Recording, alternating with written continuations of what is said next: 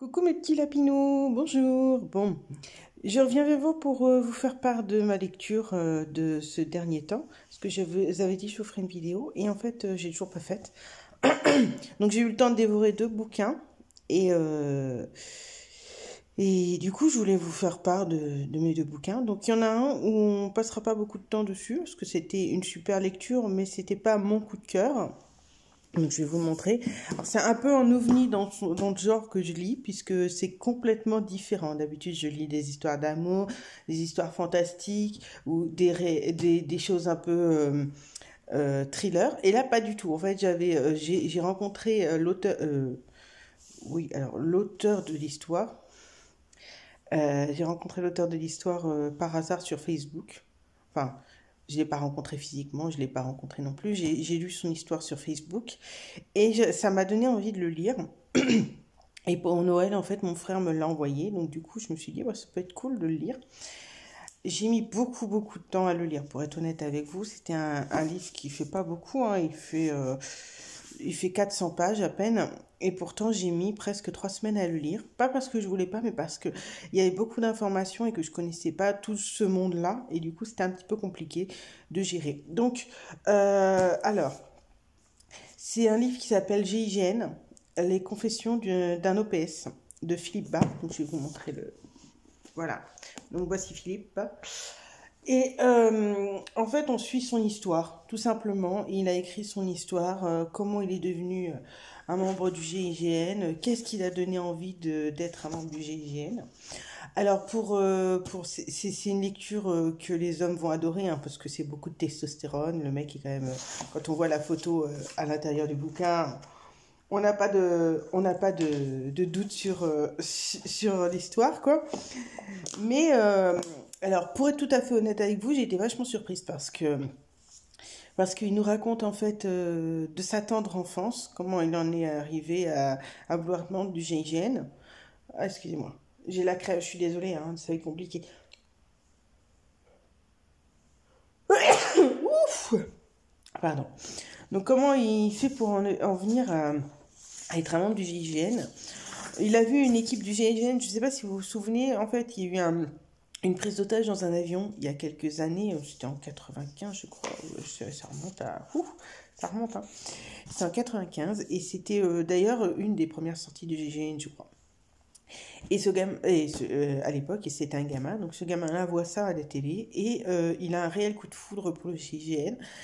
Et il se dit, moi je vais être membre du GIGN. Et tout le long de l'histoire, en fait, il dit, je vais être membre du GIGN, je vais être membre du GIGN. Donc du coup, on le voit, en fait, grandir, faire les choses qu'il fait. Donc il a quand même un profil assez atypique, hein. C'est pas non plus un profil bien ouf. Il a quand même, il a quand même été suivi à un moment par par des psychologues, oui, qui lui ont quand même dit qu'il était psychopathe. Donc, bon. Et finalement, en fait, il n'était pas forcément psychopathe, mais j'avoue que j'ai pris plaisir à lire son livre. J'ai pris plaisir à suivre son histoire, à voir comment il est devenu, qu'est-ce qu'il a fait.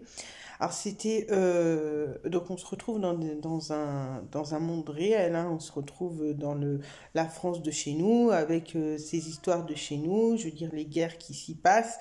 Et tout le long de cette histoire, je crois qu'il va au Kosovo, je crois qu'il va en Afrique, vous voyez, il a été sur des prises d'otages, je crois que c'était au pénitencier de je sais plus où, à côté de Paname. Donc du coup, toute son histoire, il la retrace, il explique comment il est devenu membre du GIGN, en passant par les gendarmes, il est devenu gendarme, il est devenu machin. Enfin, je veux dire, tout ça, ça a été une succession de beaucoup de choses. Beaucoup de chance aussi, il a eu beaucoup, beaucoup de chance sur certaines choses, donc du coup, je suis assez hallucinée. C'est un livre que j'ai pris plaisir à lire, que je recommande. Si vous voulez une histoire un peu différente, si vous voulez une chose un peu complètement réelle, quoi. Si vous avez des hommes dans votre famille, je pense plus que ça sera pour des hommes. Parce que, voilà. Moi, j'avais vraiment trouvé ça sympa, en fait, son histoire. Je voulais vraiment la lire parce que j'en avais entendu parler depuis longtemps. Et finalement, je suis pas déçue, mais c'est pas mon coup de cœur. J'avoue que c'est vraiment pas mon coup de cœur. Alors, j'ai du soleil aujourd'hui, vous voyez, je suis un peu blanche, désolée. Donc c'est pas mon coup de cœur, c'est une histoire qui était plaisante à lire par contre, je vous jure que c'était vraiment plaisant. Euh, pour des hommes, principalement. Il y a... Ouais, alors je dirais pas pour des enfants, hein, parce qu'il y a quand même des moments où enfin, il explique qu'il se tire une balle dans le pied, qu'il se soigne tout seul. Enfin, vous allez voir au fil des jeux de choses, il se sert de son arme, il se sert de beaucoup de choses. Donc du coup, c'est pas pour des jeunes enfants. Donc je mettrais ouais, pour 14 ans, voire même 15 ans. Pour 15 ans, ce livre-là, pour les hommes en général. Voilà. C'était ma première histoire qui était plaisante à lire, qui était vraiment rafraîchissante. Ça a changé en fait de mes lectures en général, mais c'est pas mon coup de cœur. Voilà. Maintenant, on va arriver sur mon coup de cœur. Donc, je jure qu'on va y passer. Alors, pour être tout à fait honnête avec vous, je l'ai commandé en début de semaine. Donc là, on est quand même dimanche. J'ai commandé mardi. Il est arrivé chez moi jeudi. Je savais que j'allais le dévorer. Je savais déjà que j'allais aimer. Je savais que j'avais beaucoup d'attentes sur ce livre. Et je l'ai laissé dans ma boîte aux lettres parce que je l'ai reçu par Amazon. Donc, je l'ai laissé dans ma boîte aux lettres pendant un bon moment. Et je me suis dit, il faut pas que j'y aille, il faut pas que j'y aille. Et hier, en fait, je suis allée à un loto. Donc, je vous raconte un peu ma life. Hein. Je suis allée à un loto et je me suis dit, bah tiens, je vais l'emmener avec moi pour le temps d'attente. Et le loto a été une vraie torture. Parce que quand j'ai commencé à le bouquiner, j'ai dû m'arrêter, je sais plus, à 3-4 chapitres du début. Et donc, c'était vraiment une torture parce que je voulais absolument savoir. Donc, dès qu'il y avait une pause, je le reprenais. Et pour être tout à fait honnête avec vous, vous voyez ma goule, je suis rentrée chez moi, il était minuit. Et de minuit jusqu'à 5 heures, je l'ai dévoré. Vraiment, littéralement dévoré. Je ne pouvais pas m'arrêter, j'arrivais pas à m'arrêter. Donc, cette histoire, en fait, c'est de Céline Musemo. Je ne sais pas si je dis bien. Et c'est Pour ne pas t'aimer. Alors, cette histoire, je l'ai vue sur Facebook. Ouais, sur Facebook. Elle passait comme ça en, en photo de profil, donc je me suis dit pourquoi pas. Et en fait, on y suit l'histoire de Audrey et de Noah. Donc en fait, c'est Audrey qui a une maman, donc je vous fais le résumé. Hein.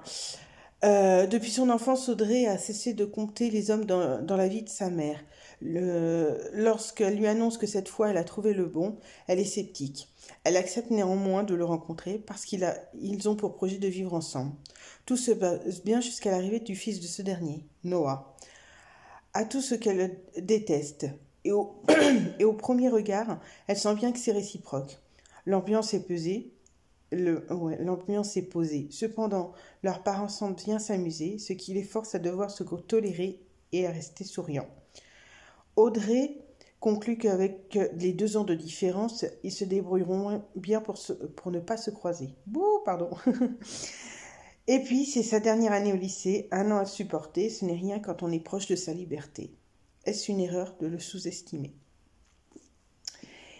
Alors, cette histoire, j'ai pris une claque monumentale.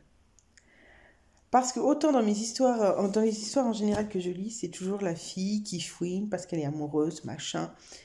Eh ben là, pas du tout. Pas du tout. C'est le mec ici, Noah, qui est nièvre impossible, qui est là, je t'aime, je t'aime, je t'aime, et c'est la fille qui se refuse. Pour une fois, c'est la fille qui est bad girl, quoi. Vraiment, c'est une bad girl.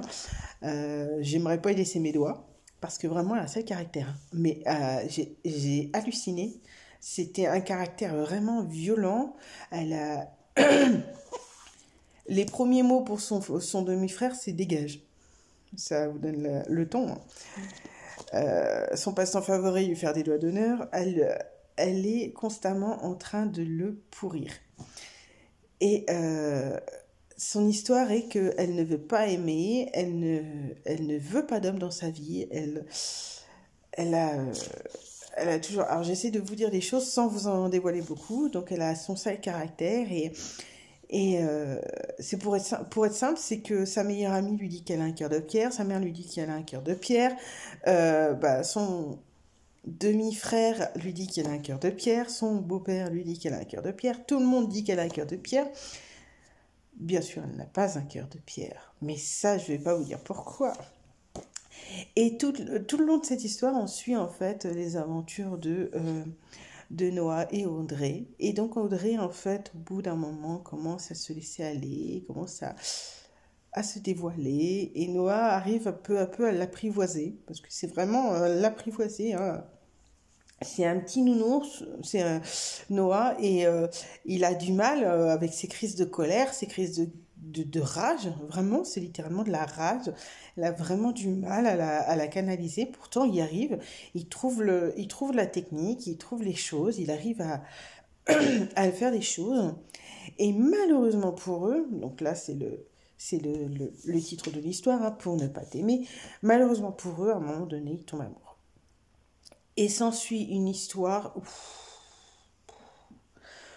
où en fait, il va tenter d'apprivoiser Audrey au maximum pour pouvoir l'aimer, pour pouvoir faire les choses correctement. Mais Audrey se refuse à lui. Audrey est complètement terrifiée.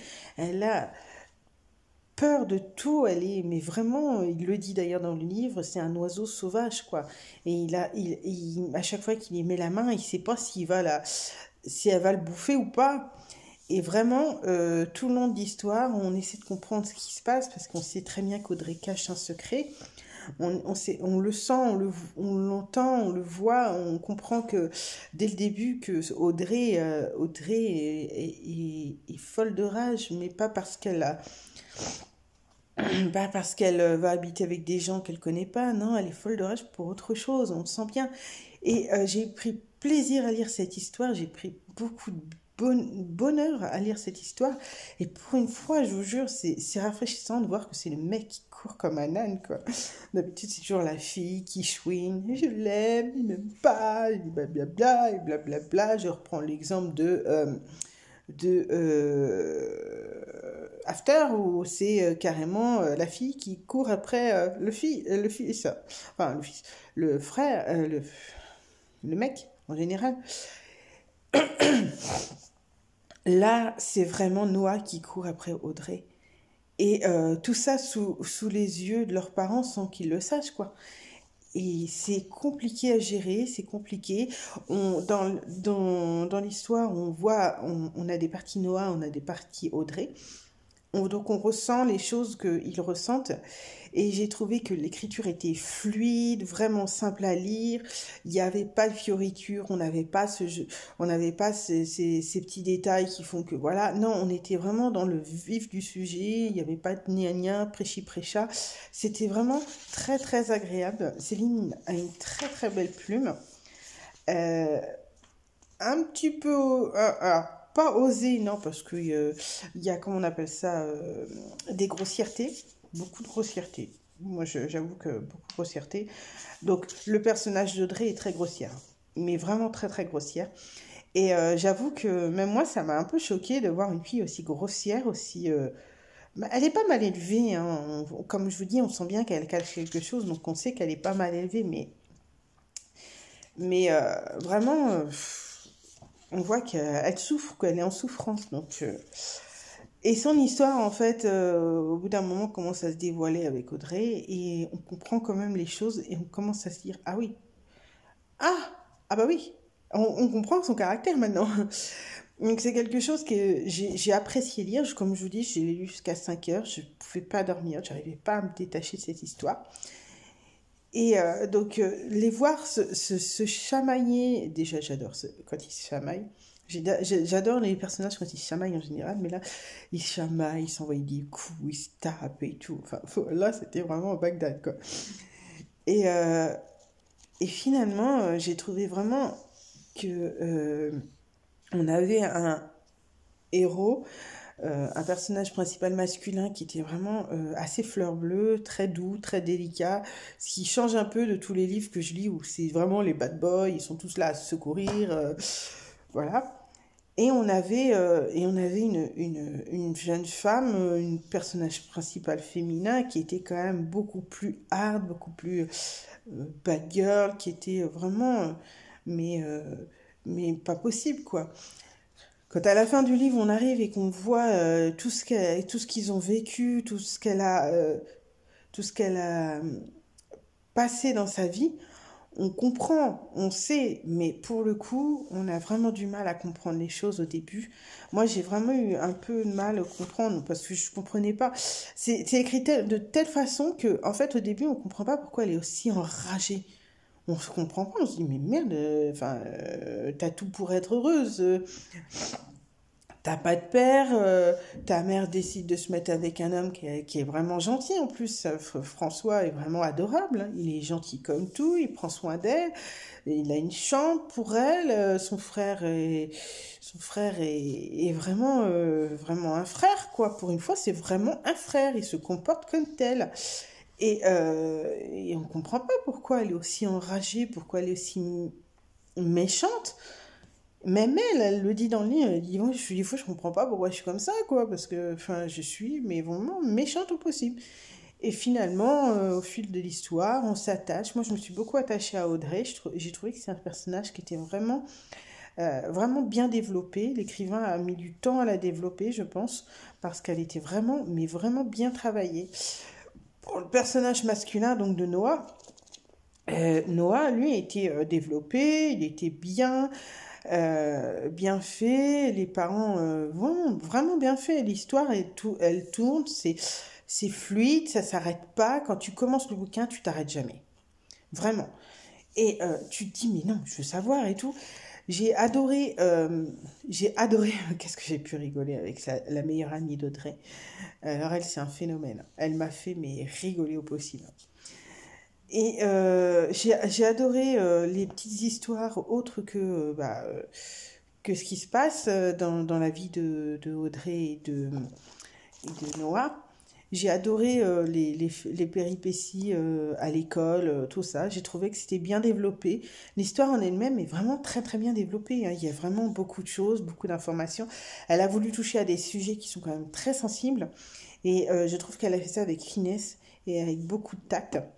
Et j'ai aimé vraiment lire ce livre. J'ai aimé avoir cette histoire entre les mains. Et franchement, je le recommande.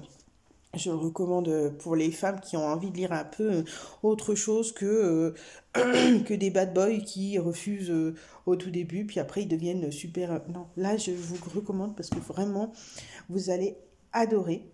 Donc elle a une très très belle plume. J'ai vu qu'elle avait fait d'autres bouquins, donc je pense que je vais lire d'autres livres d'elle parce que vraiment c'était assez sympa. Alors, c'est quand même un bouquin qui fait 104 chapitres, je crois, un truc comme ça. Vous voyez, c'est quand même énorme. 104 chapitres, c'est quand même un beau bouquin, il est épais, hein. Et moi, je regrette vraiment pas. Je suis super contente de l'avoir lu. J'ai acheté, je sais plus, 17,99 €, donc 18 € avec la livraison Amazon. C'est un des livres que j'ai préféré lire, franchement, honnêtement. C'est un de mes préférés. J'en ai des livres, hein, j'en ai une bonne qualité, hein, mais dans ce style-là, c'est un de mes préférés. Vraiment, j'ai adoré. Et j'ai qu'une hâte, hein, c'est de retrouver une autre histoire de Céline. Vraiment, je vous le dis. C'est quelque chose que j'adore et que je pense que je vais reprendre ces histoires. Parce que j'ai vu qu'elle en avait fait pas mal. Parce qu'ils sont là. Vous voyez, elle en a fait plus que pas mal. Du même auteur. Donc, je pense qu'il y a des choses que je peux regarder, que je peux lire. Et puis que je pense que je vais suivre très fortement cet auteur parce que j'ai beaucoup aimé son style. J'ai beaucoup aimé comment elle a développé les personnages, comment l'histoire a tourné, comment elle a mis du mystère en fait, beaucoup de mystère. Parce qu'elle a tourné les choses de telle manière que en fait on s'attend pas. Réellement, j'ai pris une claque hier soir, hein. J'ai vraiment pris une claque. Au début, quand j'ai lu les commentaires, les gens disaient ouais j'ai pris une claque, j'ai pris une claque. Ouais bon bah t'as pris une claque quoi. Non, j'ai pris une claque. J'ai vraiment pris une claque parce que pour être honnête, j'en ai rêvé cette nuit. J'ai rêvé de la situation, de comment elle était, de ce qui se passait, de comment on en est arrivé à la fin de cette histoire, quoi. Parce que franchement, au début, on s'attend pas du tout à cette fin-là, hein. On s'attend pas du tout à ça, quoi. Et vraiment, vraiment, vraiment, j'ai adoré. Donc, je vous le recommande. Donc, je vous passe ça. Donc, je vous dis pour les filles il n'y a pas vraiment, il y a des gros mots. Donc, je pense plus pour des filles de 12 ans. Entre 12 et 14 ans, mais voire même plus 14 ans.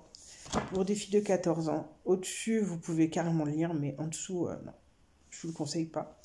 Parce que déjà, elle va pas comprendre. Et puis, c'est pas quelque chose que... Donc ouais, même au-dessous de 12 ans, même 12 ans, c'est un peu jeune, hein. En tout cas, je vous le recommande. J'espère que vous allez bien aimer mon histoire. Enfin, cette histoire. Je recommande GIGN pour les hommes, généralement pour les hommes. Les femmes peuvent le lire aussi, hein, je l'ai lu. Mais je pense plus que pour les hommes. Après, vous allez beaucoup aimer les deux. À voir ce que vous allez le plus adorer. Voilà, voilà, c'était mes histoires, les histoires que j'ai lues. C'était la vidéo lecture de livres. Je vous fais de gros, gros, gros, gros bisous. Je vous souhaite une bonne journée, un bon dimanche, bonne fin de week-end, bon dimanche. Et puis on se retrouve bientôt pour de nouvelles aventures. Bisous!